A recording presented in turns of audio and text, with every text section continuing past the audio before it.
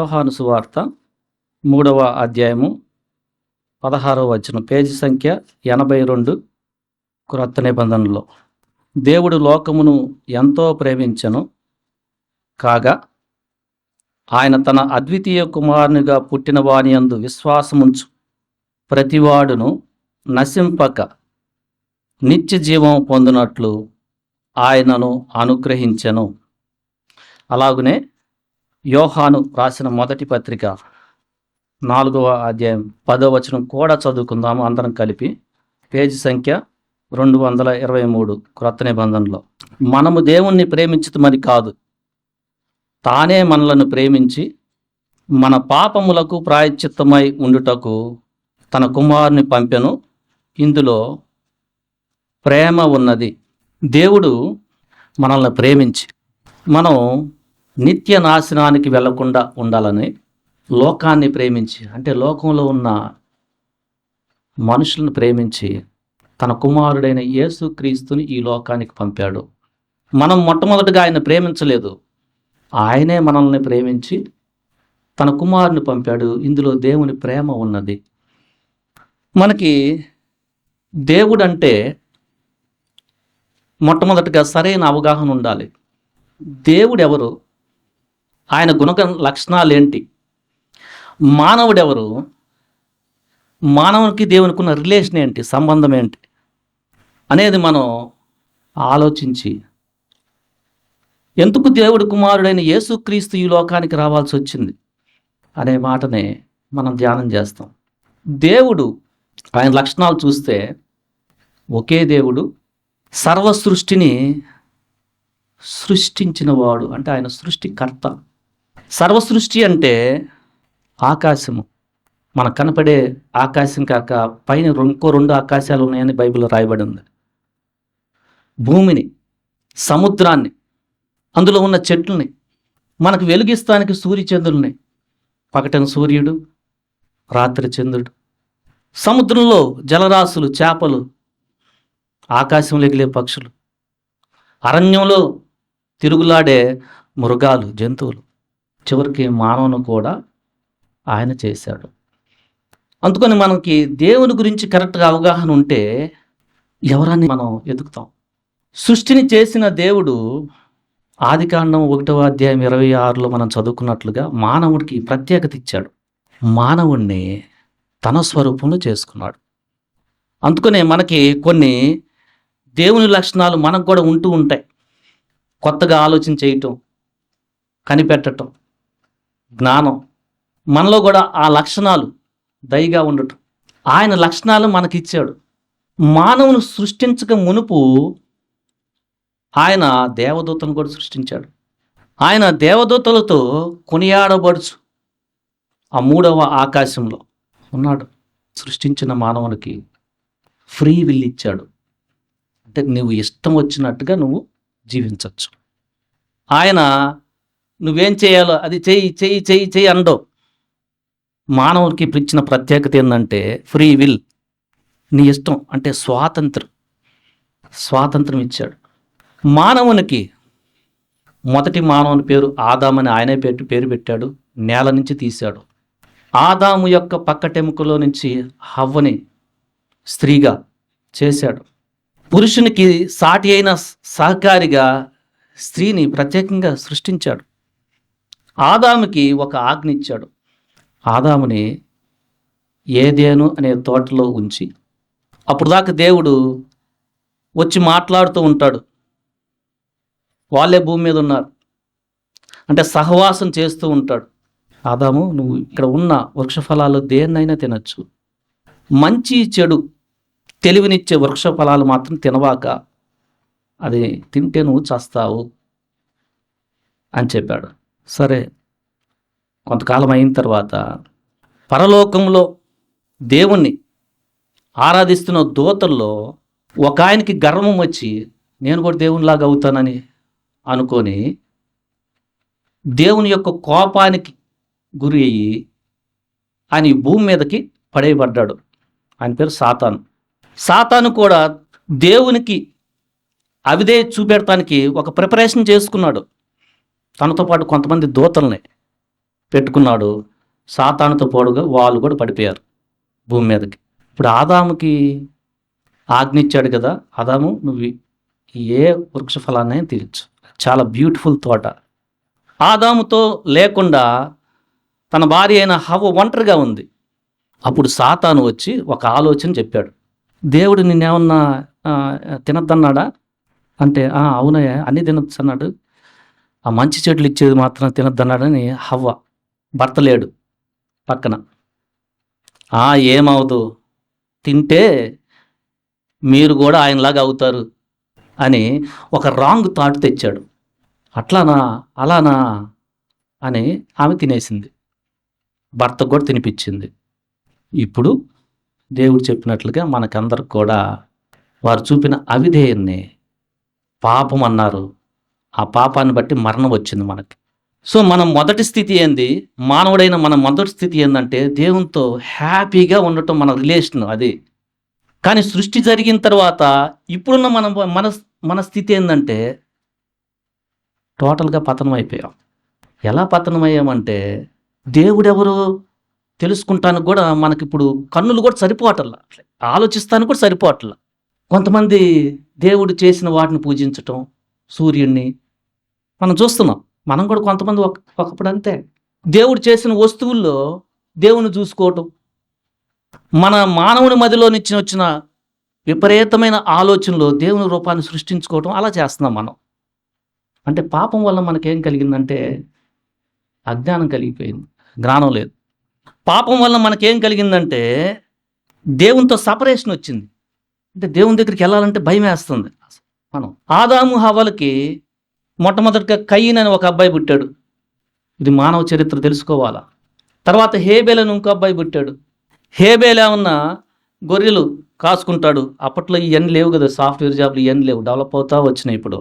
అప్పట్లో గొర్రెల పెంపకం, వ్యవసాయము అలాంటి పనులు. కయీను వచ్చి వ్యవసాయం చేసుకుంటాడు. కయీను వ్యవసాయం చేసే దాంట్లో కొంచెం దేవునికి అర్పించాడు. హేబేలు తను కాచుకునే గొర్రెలో శ్రేష్టమైన వాటిని మంచి హృదయంతో అర్పిస్తే హేబేలు యొక్క మనవిని దేవుడు ఆలకించి కయీను యొక్క మనవిని ఆలకించాల. ఇక కయీనుకి ఏమొచ్చిందంటే అసూయ. ఇప్పుడు ఏమొస్తుంది మనకి పాపం వలన? ఇప్పుడు కూడా మనకు చాలామంది పక్కనాడు బాగుపడుతుంటే చూడలేని తత్వం ఎక్కడి నుంచి వస్తుంది? మొట్టమొదట ఆది పురుషులైన ఆదాము హవ్వల మొట్టమొదటి కొడుకే కయీనే అసూయ చెంది తమ్ముని చంపేశాడు. ఏమైంది? పాపం వలన నరహత్య జరిగిపోయింది. ఆదాము హవ్వ మీరు పాపం చేశారు కాబట్టి భూమి శపించబడింది అని దేవుడు చెప్పాడు. మనం చేసిన పాపాన్ని బట్టి కూడా భూమి సరిగా ఫలాన్ని ఇవ్వదు. చాలా కష్టపడాలి మీరు బతుకుతానికి. మన ఒరిజినల్ లైఫ్ అది కాదు. మనకి ఏదైనా తోటలో పాపంలో పతనం అవ్వకమునుపు మన పితరులు, అది కాదు మన స్థితి. హ్యాపీగా జాయ్ఫుల్గా దేవునితో ఉండటం, సంతోషంగా ఉండటం, అది స్థితి. ఎప్పుడైతే పాపం వచ్చిందో భూమి శపించబడింది. ఆదాముతో చెప్పాడు, నువ్వు చాలా కష్టపడి చెమటోర్చుకుంటూ నువ్వు పని చేయాలయ్యా, తప్పదు. హవ్వతో చెప్పాడు, నువ్వు ప్రసవ వేదనతో పిల్లల్ని కనాలా, తప్పదు. సాతాను సర్పము రూపంలో పాముతో వచ్చి చెప్పాడు కాబట్టి, సర్పమా నువ్వు ఇక్కడి నుంచి మన్ను తింటావు, అంతే, నీ వల్లే వాళ్ళు అట్లా అయ్యారు. సో పాపం వలన అసూయ, మర్డర్. ఆ పాపం వలన కొంతకాలానికి పాపములోనే అతిశయపడే లక్షణాలు కూడా ఏర్పడినాయి. కొంతకాలానికి వెళ్ళిన తర్వాత ఒక కుటుంబం ఉంది, లెమెక్ అని, భార్యలతో చెప్తున్నాడు. దేంతో చెప్తున్నాడు? కయ్యను ఒకరిని చంపితేనే అట్లయింది, నేను ఒక పడుసాన్ని చంపాను, నన్ను చంపినాడికి ఎట్లా అవుద్దని పాపంతోనే అతను అతిశయపడుతున్నాడు. ఇప్పుడు కూడా అలాంటి వాళ్ళు ఉన్నారు. ఏరా నేను దొంగతనం చేస్తే వాడేం చేస్తాడు రా, చూడండి ఆ మాటలు. ఒకప్పుడు నేను కూడా అంతే. నా స్థితి అది. నా స్థితి ఏంటంటే, నేను రైల్వేలో టికెట్ కొనకుండా ప్రయాణం చేస్తారా ఏంట్రా ఎవడరా పట్టుకునేది, అది నా స్థితి. కొంతమంది మీలో స్థితులు కూడా అదే.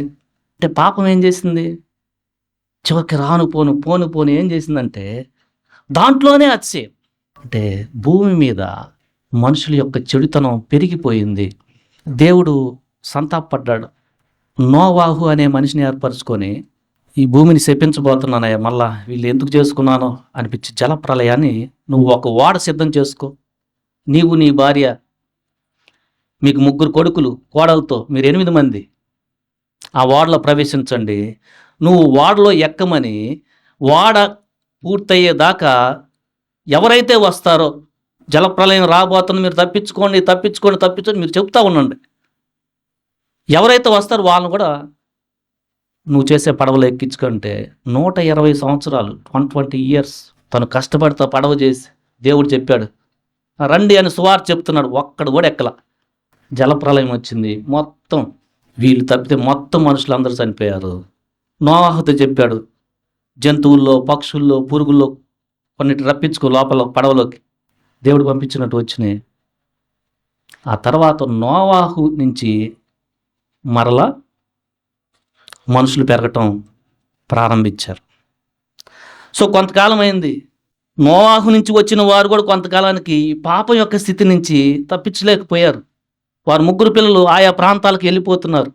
అప్పుడు భూమి చాలా ఉంది. అప్పట్లో ఎక్కడంటే అక్కడ ఉండొచ్చు, ఇప్పుడంటే కొనుక్కుంటున్నాం, ఎక్కడికైనా వెళ్ళిపోవచ్చు. ఎందుకంటే మనుషులే తక్కువ, భూమి చాలా ఎక్కువ.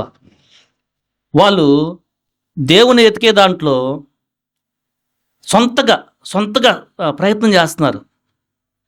చూడరా, పెద్ద ఆకాశమంత గోపురాన్ని కడతాము. ఒక ఆయన ఎట్లా అంటున్నాడు, మనం దేవుని చూద్దాం అంటున్నాడు.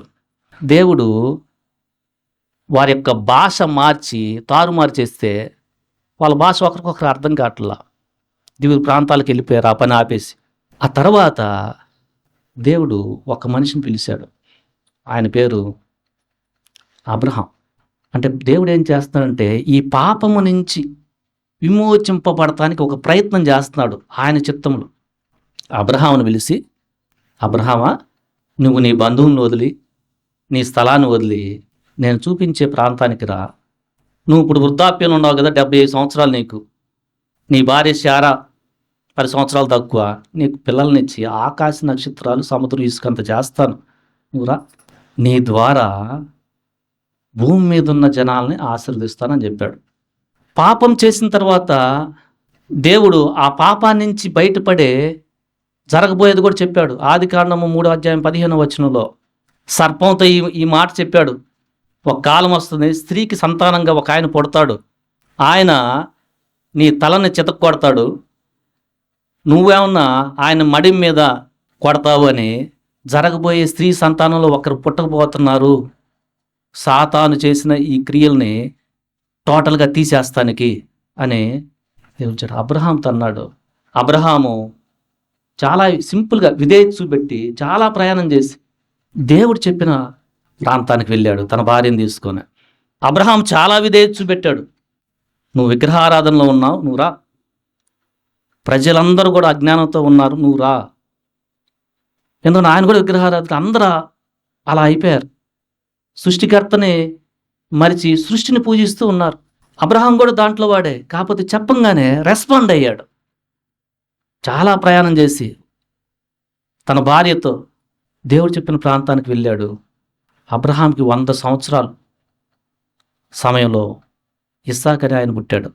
అంటే దేవుడు మొత్తం గర్భంలోంచి వృద్ధాప్యంలో ఉన్న 90 సంవత్సరాల శారాకి దేవుడు చేసిన వాగ్దానాన్ని బట్టి ఇస్సాకు, మనకు చూస్తున్నాం కదా, ఐసాక్ న్యూటన్ ఇప్పుడు మంచి అదే పేరు పెట్టుకున్నాడు సైంటిస్ట్, ఐసాక్, ఇస్సాక్.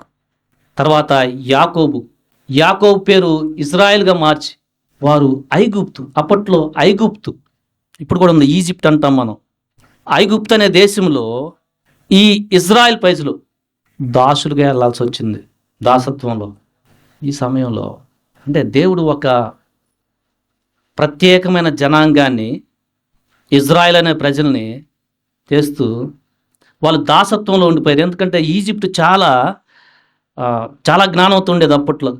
ఆ సమయంలో దేవుడు వాళ్ళు మొరవిని, ఆ దాసత్వంలో మొరవిని మోషేని పంపి, మోషే ఎవరంటే యాకోబు సంతానం 12 వంశాల్లో ఒక వంశంలో పుట్టిన ఆయన, లేవి అనే వంశంలో. మోషే కొండ మీదకి వెళ్ళాడు, గొర్రెలు కాసుకుంటూ. కొండ మీద ఉన్న పొద వెలుగుతో మాట్లాడుతుంటే మోషే ఇదేంది విచిత్రంగా ఉందే, చూద్దామే అని వెళ్తే, నిన్ను ఏర్పరచుకున్నాను, అనేకమైన అద్భుతాలతో దాసత్వంలో ఉన్న నా ప్రజల్ని నీ ద్వారా తీసుకొస్తానని దేవుడు అద్భుతాలు చేసి అరణ్యములో ఐగుప్తు రాజు ఎదుట గొప్ప ఆశ్చర్యకార్యాలు చేస్తూ, ఆయన చాలా కఠినుడు, వీళ్ళు చాలా బలహీనులు, ఎడారులు నడిపించుకుంటూ ఒక దేశానికి తీసుకెళ్ళాడు, కనాన్ అనే దేశానికి.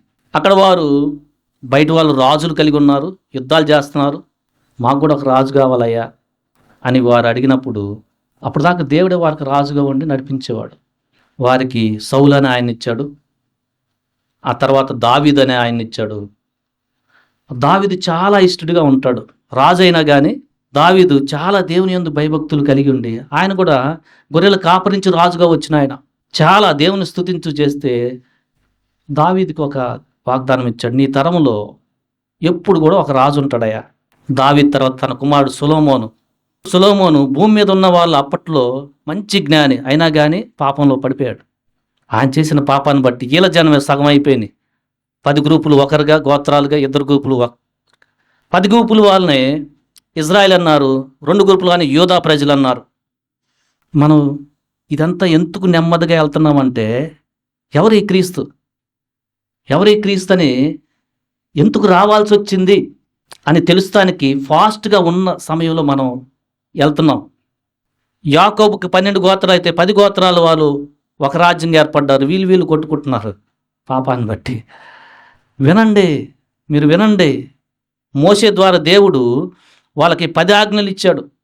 మీరు విగ్రహారాధన చేయకూడదు, వారంలో ఒక రోజు దేవుల్లో గడపండి, పనే దాంతోనే వెళ్ళిపోవద్దు, అబద్ధం చెప్పకూడదు, పక్కన వాడిది ఆశించకూడదు, పిల్లలారా మీరు తల్లిదండ్రుల మాట వినండి, దీర్ఘాయుష్లు అవుతారు అని, నరహత్య చేయకూడదు, వ్యభిచారం చేయకూడదు, ఇలాంటి ఆజ్ఞలు వీళ్ళకి ప్రత్యేకంగా ఇచ్చాడు.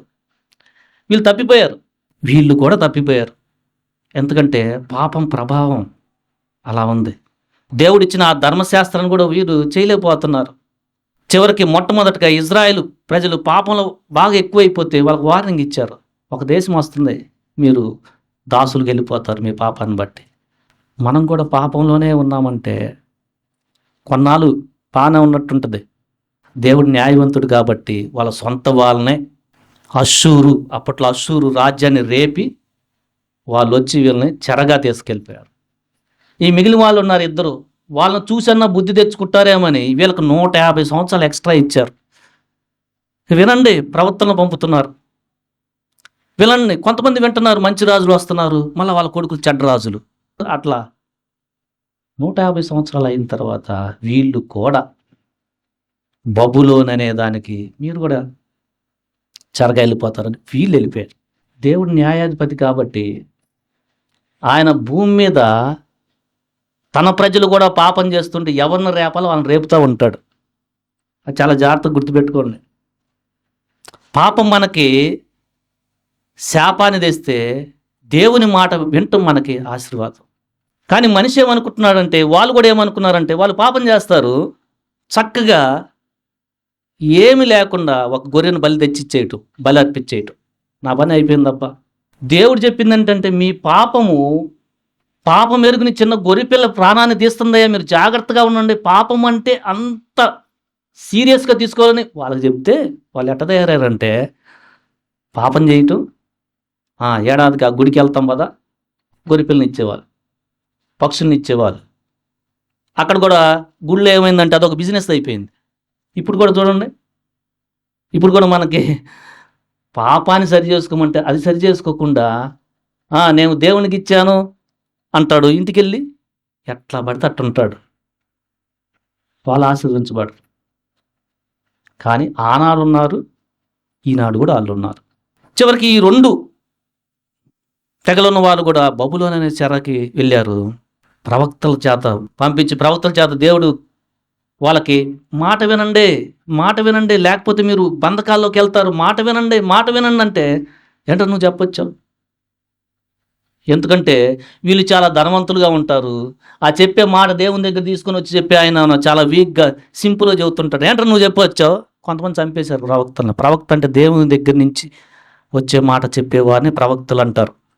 చివరికి వారు కూడా బబులోన్ అనే చెరకి వెళ్ళాడు. సో దావీదు వంశంలో ఒక రాజు వస్తాడు అనేది చెప్పున్నాడుగా దేవుడు. దావీదు మంచాడు కాబట్టి దావీదుతో చెప్పాడు, మీ పిల్లలైనా మాట వింటే ఓకే, మాట వినలేదా వాళ్ళు కూడా చెరకెళ్తారు. బట్ నేను పూర్తిగా మిమ్మల్ని విడువను, మీరు మళ్ళీ పశ్చాత్తాపడి సంపూర్ణంగా నా దగ్గర మంచి హృదయంతో వచ్చారను నేను మళ్ళీ మిమ్మల్ని యాక్సెప్ట్ చేస్తా అన్నాడు. వీళ్ళు బబులోని చెరకు వెళ్ళిన తర్వాత చాలా అయోమయం అయిపోయారు దేవుని పిల్లలు, దేవునితో ఏర్పరచుకున్న వారు. ఎలా ఉందంటే వాళ్ళ పరిస్థితి చివరికి ఏమైందంటే వీళ్ళే దేవుని విగ్రహారాధకులైన వారి యొక్క చెరలోకి వెళ్ళిపోయారు. ఇది నువ్వు రక్షించబడి బాప్టిజం తీసుకొని పాపం చేస్తూ ఉన్నావు అనుకో, నీ మీద కూడా పక్కన వాళ్ళు దేవుని ఎరుగున వారు రాజ్యం వెళ్తారు. చాలా జాగ్రత్తగా ఉంది. బట్ ఒకటి ఉంది, ఇప్పుడైనా నువ్వు పశ్చాత్తాపడితే నీకు మునుపటి వైభవాన్ని ఇస్తాడు. ఎందుకంటే నిన్ను విడువడు దేవుడు. సో వీళ్ళు బంధకాలకు వెళ్ళిన తర్వాత 70 సంవత్సరాల తర్వాత నేను మళ్ళా, ఇది క్రీస్తు పుట్టక మునుపు మనం చెప్తున్న మాటలు, ఇప్పుడు ఏ సమయానికి వచ్చామనంటే అబ్రహాముని పిలిచింది క్రీస్తు పుట్టక మునుపు 2000 సంవత్సరాల మాట అయితే, మధ్యలో మోషే ద్వారా ఐగుప్తు నుంచి తీసుకొచ్చింది క్రీస్తు పుట్టక మునుపు 1300 మాట అయితే, ఇప్పుడు చెరలోకి వెళ్ళిన మాట ఏంటంటే క్రీస్తు పుట్టక మునుపు 500 మాట. మనకు చరిత్ర తెలియాలా. 500 క్రీస్తు పుట్టక మునుపు వాళ్ళు చెరలోకి వెళ్ళిపోయారు. ఎదురు చూస్తూ ఉన్నారు, చాలా బాధలు పడుతున్నారు. దావీదుకు చెప్పాడు కదా ఒక రాజు వస్తాడని. ఎప్పుడు వస్తాడు? మా యొక్క బంధకాల నుంచి ఎప్పుడు వినిపిస్తాడు? పాపం చేయటం వల్ల సొలొమోను దావీదు కుమారుడు ఒక గొప్ప దేవాలయం కట్టాడు అప్పట్లో, మంచి జ్ఞాని. పాపం చేయటం వలన పొరుగాలు బయటలో వచ్చి మొత్తం పడగొట్టేశారు. దేవుడు చేసింది అది. అయితే వీళ్ళు చూస్తూ ఉన్నారు, మా ఈ బంధకాల నుంచి, ఈ మా శత్రుల నుంచి విడిపించే రాజు ఎవరు వస్తారు అని చూస్తున్నారు. ఆ సమయంలో వాళ్ళు క్రీస్తు వచ్చే సమయంలో, అంటే ఇప్పుడు 2000 సమయానికి వెళ్ళాం మనం, చాలా బాధలు పడి చూస్తూ ఉన్నారు. ఇప్పుడు వాళ్ళకు ఒక మాట వచ్చింది.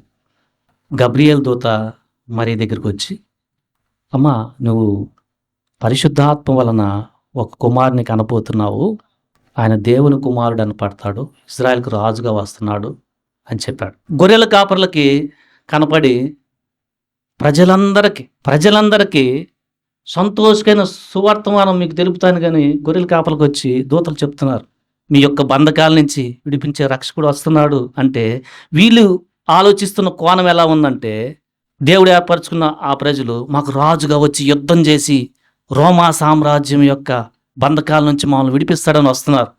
ఎందుకంటే ఆ సమయంలో వాళ్ళు రోమా సామ్రాజ్యం యొక్క పతనానికి వెళ్ళారు. యేసుప్రభువు వారు పుట్టింది సింపుల్గా, వాళ్ళు అనుకున్నట్టు జరగల. పశువుల పాకలు, సింపుల్ ఫ్యామిలీ, సింపుల్, అంత ధనవంతులు కాదు వాళ్ళు.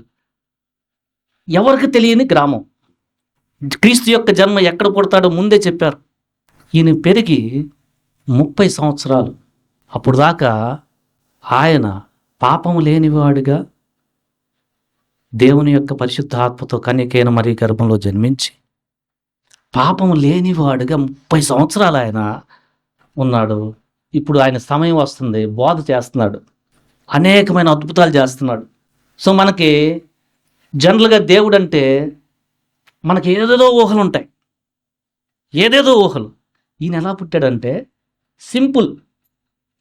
వాళ్ళు ఏమనుకుంటున్నారంటే రాజుగా వచ్చి ఎక్కడో వచ్చి ఆయుధాలు చేసి మమ్మల్ని రక్షిస్తాడు అనుకుంటే, దేవుని యొక్క ప్రణాళిక ఏంటంటే వీరు ముందు పాపం నుంచి రక్షించబడాలి ఫస్ట్. అది అనే దేవుని ప్రణాళిక ఎలా ఉందంటే, ఆయన కుమారుడు, ఈ కుమారుడు ఎక్కడున్నాడంటే 2000 సంవత్సరాలకు వచ్చిన వాడు కాదు, తన తండ్రితో ఉండి సృష్టిని చేసినవాడు, తన తండ్రితో ఉండి దేవదూతలతో పరిశుద్ధుడు పరిశుద్ధుడు పరిశుద్ధుడు అని కొనియాడుతున్నవాడు, నా పాపం మీ పాపాల నిమిత్తం ఇప్పుడు వచ్చి బోధ చేస్తున్నారు.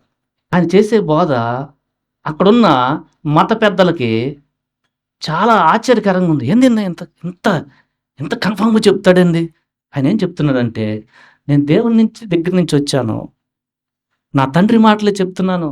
ఒక ఆయన దగ్గరికి వచ్చి ధర్మశాస్త్రం చెప్పి, ఆయన అయ్యా నేను స్వర్గానికి వెళ్ళాలంటే నేనేం చేయాలా? యేసుప్రభు వారి దగ్గరికి వచ్చారు. యేసుప్రభు వారి దగ్గరికి రోగులు వస్తున్నారు, అందరిని స్వస్థపరుస్తున్నారు. గుడ్డివారిని, మూగవారిని, పక్షవాతం వారిని, ఫిట్స్ వచ్చిన వారిని, దయ్యాలు పట్టిన వారిని, చనిపోయిన వారిని ఆయన లేపుతున్నాడు. అవి ఆయన యొక్క దైవత్వానికి గుర్తుగా ఉన్నాయి. ఆయన సంపూర్ణంగా మానవుడిగా వచ్చాడు. ఎలా అంటే తల్లిదండ్రులకు చక్కగా విధేయుడు, చెప్పిన మాట ఏంటో అది చాలా ఇంపార్టెంట్. సో ఆయనలో సంపూర్ణమైన మానవత్వం, సంపూర్ణమైన దైవత్వం ఉంది. ఒక ఆయన వచ్చి, బోధకుడా, నేను పరలోక రాజ్యానికి వెళ్ళాలంటే ఏం చేయాలి అని అడుగుతున్నాడు. యేసుప్రభు వారు సింపుల్గా చెప్పేశారు, నువ్వు మళ్ళా పుట్టాలి అబ్బాయి అన్నారు. చాలా జాగ్రత్తగా ఉండండి ఇక్కడ వినేవాళ్ళు. పాపం వలన పతనమైన నీ హార్ట్ దేవునికి దూరం అయితే నువ్వు క్రీస్తును అంగీకరించినప్పుడు నీ హార్ట్ టోటల్గా చేంజ్ అయిపోతుంది. యేసుప్రభు వారు చెప్పారు, నువ్వు మళ్ళా జన్మించాలి. అదేంటి, నేను ఎట్లా జన్మిస్తాను మళ్ళా? నేను తల్లి గర్భంలో ఇంత పెద్దాన్ని మళ్ళీ ఎట్లా వెళ్ళిపోతానంటే నువ్వు ఆత్మ ద్వారా జన్మించాలని చెప్పాడు. యేసుప్రభు వారు చెప్పిన మాట ఏంటంటే, మనం పరలోక రాజ్యానికి వెళ్ళాలనంటే మన లోపల పతనమైన ఆ హృదయం దేవుని యొక్క రక్తం చేత కడిగబడాలి. అందుకని క్రీస్తు పరిశుద్ధమైన రక్తాన్ని శిలువలో కార్చాడు. ఒకప్పుడు నా పరిస్థితి ఎలా ఉంటుంది, ఫర్ ఎగ్జాంపుల్ నా పరిస్థితి ఎలా ఉండేదంటే ఎందుకు గందరగోళం. ఆ దేవుడని పోతాను, ఈ దేవుడని పోతాను, ఆ దేవుడిని పోతాను. మీలో చాలామంది ఉన్నారు అట్లాంటి వాళ్ళు. తల్లిదండ్రులకు తెలియకుండా చేసిన పాపాలు ఎన్నో. పైకి నన్ను చూస్తే అరే భలే పలకరిస్తాడురా, రెస్పెక్ట్. నాకు లోపల నాలో పతనం. అది నేచర్, మీ నేచర్ కూడా అదే. డీప్గా వెళ్ళి మీరు ఆలోచన చేస్తే. అయితే మీకు ఒక మంచి మాట ఏంటంటే, ఈ భూమి మీద ఉన్నంతసేపే మీకు పాప క్షమాపణ. యేసుప్రభు వారు చెప్పారు, నేను సర్వ మానవుల యొక్క పాపాలకి నేను పరిశుద్ధమైన రక్తాన్ని చిందిస్తున్నాను. మీకు ఒక మంచి మాట శిష్యులతో చెప్తూనే ఉన్నారు ఆయన సిలువకి వెళ్ళే ముందు, నేను వెళ్ళటం మంచిదయ్యా, ఎందుకంటే నేను మళ్ళా పునరుద్ధారణ లేచి మీకు కనపడతాను, అప్పుడు మీరు చాలా సంతోషిస్తారు. నేను పరలోకానికి వెళ్ళి నా తండ్రి దగ్గరికి వెళ్తాను, మీరు ఈ మాట చెప్పండి వాళ్ళకి, వేరే వాళ్ళకి అని చెప్పాడు. సో ఒకప్పుడు నేను కూడా ఇదే స్థితిలో ఉన్నా. ఏంటంటే అది తప్పు కూడా అనిపించదు. కొంతమంది జీవితాంతం ధనం సంపాదించటమే కరెక్ట్ అనుకుంటారు. అది తప్పు కాదు, పాపం చేసినట్టు కూడా అనిపించదు. కానీ ఆ ధన సంపాదనలు అతను తెలియకుండా గవర్నమెంట్కి తప్పులు చెప్పి సంపాదించిన డబ్బు ఎంతో, కానీ తెలియకుండా అతను ఏం చేస్తున్నాడు? ప్రతి ఒక్కరు కూడా మనం ఆ స్వభావాన్ని మన పూర్వీకుల నుంచి తెచ్చుకున్నాం. అయితే క్రీస్తులో ఎప్పుడైతే నువ్వు పశ్చాత్తాపడి, నువ్వు ఎంత పాపంలో ఉన్నావు, ఇప్పటికి ఎంత పతనమై వ్యభిచారంలో ఉన్నావు, దొంగతనం చేసినా, నువ్వు రేపు వెళ్తావో ఎల్లుండి చనిపోతావో తెలియదు. బట్ నీకున్న మంచి మాట ఏంటంటే, యేసుప్రభు వారు చెప్పారు, నేను సర్వ మానవ పాపాలకి రక్షకునిగా వచ్చాను.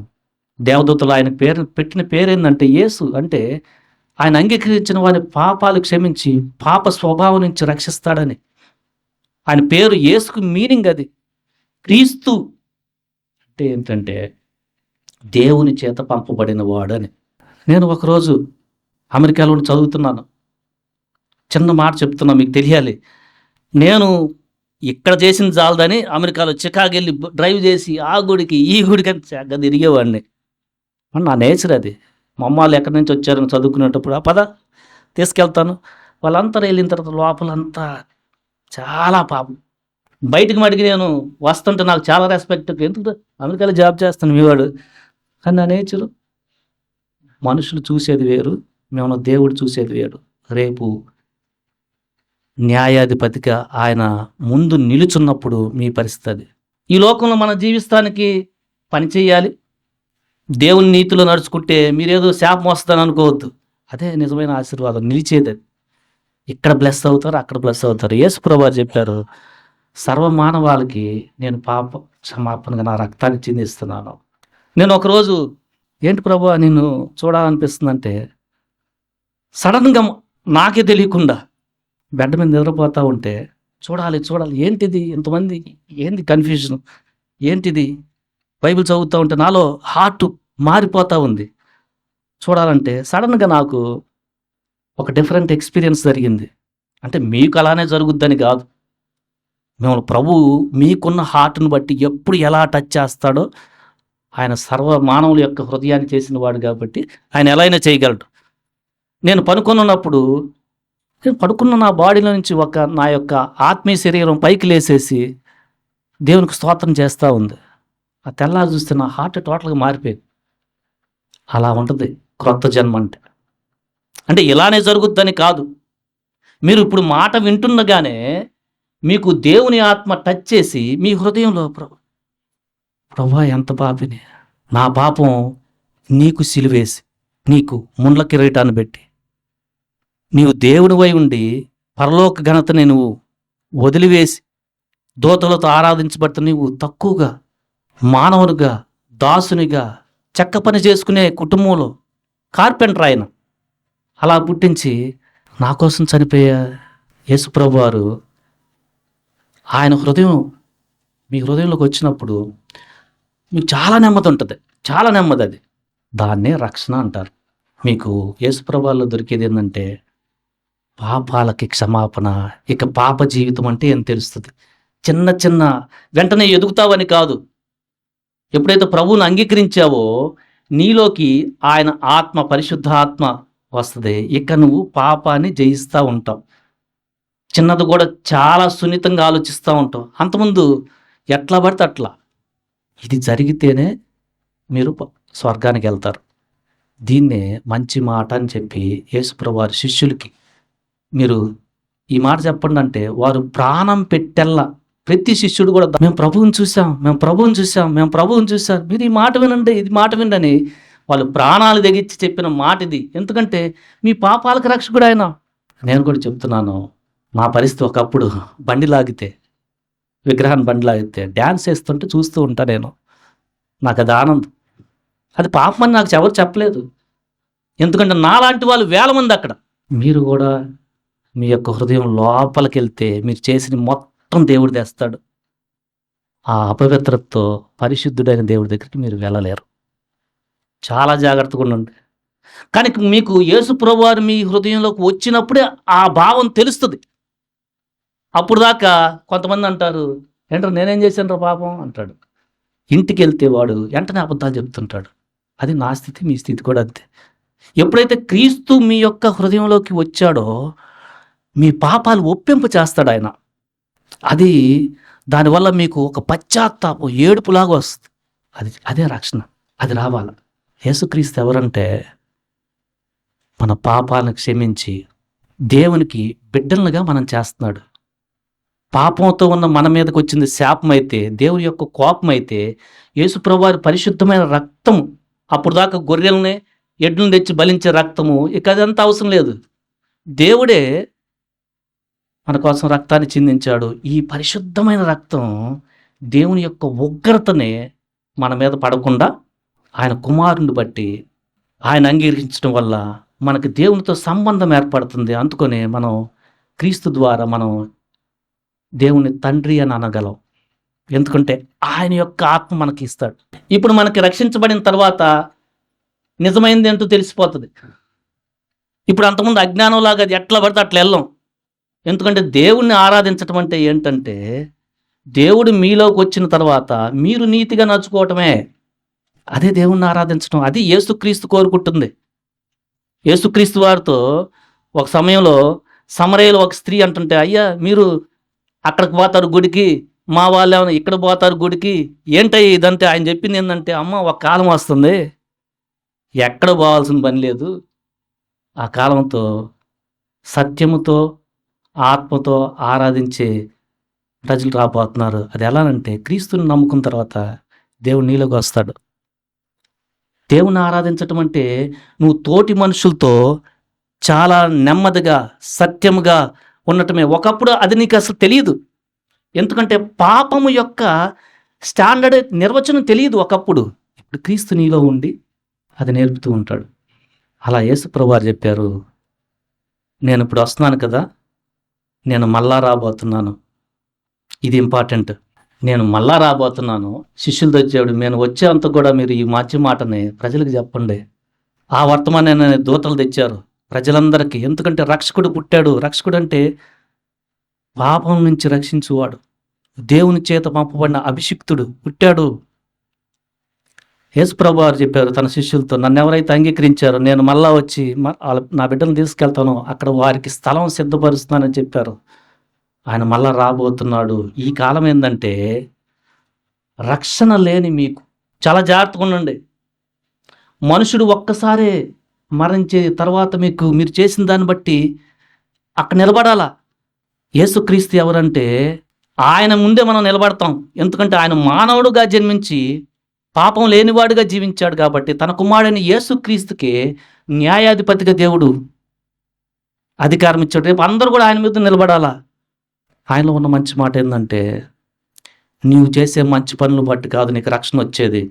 ఇప్పుడు దాకా నువ్వు చేసిన పాపాలకి క్షమాపణ, నువ్వు చేసే మంచి పనులు బట్టి తొలగిపోదు ఆ హృదయం. నువ్వు ఫస్ట్ దేవుడితో సెటరేట్ అవ్వాలి. అది విధానం ఏంటంటే పశ్చాత్తాపడాల. నువ్వు పాపాల నిమిత్తం పశ్చాత్తాపడి, ప్రభువా నీ సిలువ, నువ్వు పడిన ఆ శిక్ష నా పాప శిక్ష, అది నువ్వు కాచిన రక్తం నా పాపానికి సంబంధించి దేవునికి చెల్లిస్తానికి విమోచనగా కార్చావు అని నువ్వు పశ్చాత్తాపడినప్పుడు విశ్వాసంతో పొందుకునేది ప్రతి ఒక్కరికి ఆయన ఇచ్చాడు. పేదవాడైనా చేయొచ్చు, జ్ఞానవంతుడైనా చేయొచ్చు, ఎవరికైనా ఈక్వల్గా దేవునికి వెళ్ళే మార్గాన్ని చెప్పాడు. నీలోనే ఉంది, అది యాక్సెప్ట్ చేస్తావా లేదా అని. ధనవంతులు వాళ్ళకున్న ధనాన్ని బట్టి ఇది చాలా అపహాసం చేసేదిగా అనిపిస్తుంది. కానీ కొంతమంది ధనవంతులు యాక్సెప్ట్ చేస్తారు. దేవుడు అందరు పేదవారు, అయ్యా దేవా నువ్వు ఏంది ధనవంతులకే రక్షణ ఇచ్చావంటే, లేదు, నీ హృదయం మార్చుకుని నీకు కూడా చాలా దగ్గర ఉంది రక్షణ. నువ్వు కూడా నీ పాపాన్ని అంగీకరించి వ్యభిచారం పుట్టుకతోనే వ్యభిచారం యొక్క తల్లిదండ్రులకు పుట్టిన ఆయా జాబ్ చేసి ఆటలో బతికిన వాళ్ళు కూడా క్రీస్తు పిలుస్తున్నాడు. నీ కూడా ఎక్కువలే, భూమి మీద మనుషుల యొక్క పాపాలు క్షమించే అధికారం నాకుంది. అయితే దీన్ని యాక్సెప్ట్ చేసే దాంట్లో నీకు ఉండాల్సింది ఏంటంటే చాలా తక్కువ మనసు. అది చాలామంది కష్టం. యేసుప్రభు వారు చెప్పారు, ఒకడు చంటి బిడ్డల్లాగా ఈ మంచి మాటని అంగీకరించబోతే వాడు స్వర్గంలో ప్రవేశించడం. క్లియర్గా చెప్పాడు ఆయన. యేసుప్రభు వారి దగ్గరికి వచ్చినప్పుడు ఆయన చేసిన బోధలో ఒక బోధ ఏంటంటే, ఒకడు పరలోక రాజ్యానికి వెళ్ళాలనంటే, అంటే స్వర్గానికి వెళ్ళాలంటే, చిన్న బిడ్డలారా ఎట్లా రండి, వీడిలాగా ఉండాలి. ఆయన సింపుల్గా అర్థమయ్యేట్టుగా పిలిచి బిడ్డను వీడిలాగా అంగీకరిస్తే చాలు. ఏంటి అంగీకరించడం అంటే, మానవుడు అయిన మనం పతనమైంది, మనల్ని మనం రక్షించుకోలేము, మన తోటి సహోదరులకి రక్షణ ఇవ్వలేము. దేవుడు ఏం చేస్తాడంటే తన కుమారుణ్ణి, ఒక్కడే కుమారుడు, అద్వితీయ కుమారుడిని మనం నశించకుండా ఈ లోకానికి నిత్య జీవం ఇస్తానికి పంపాడు. అందులో దేవుని ప్రేమ ఉంది, మనం ప్రేమించామని కాదు. అదే మనం మొట్టమొదటిగా చదువుకున్న మాట. అందుకుని రక్షణ లేనివారు, మీకు మంచి మాట ఏంటంటే, క్రీస్తులో మీకు పాప క్షమాపణ, రక్షించబడిన మనము, ప్రభు మళ్ళా వస్తున్నాడు, ఎలా ఉంది మన లైఫ్ అని చెక్ చేసుకుంటూ మనం ప్రభు బలలో పాలు పంపులు పొందుతాము. దేవుడి మాటలు దీవించునుగాక. ఆమెన్.